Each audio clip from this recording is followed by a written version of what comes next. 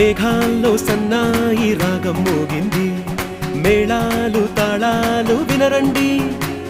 సిరికి శ్రీహరికి కళ్యాణం కానుంది, శ్రీరస్తు శుభమస్తు అనరండి.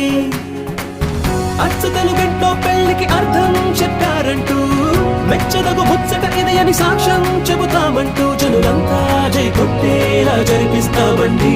అందాల కుందనపు బొమ్మవని జత చేరు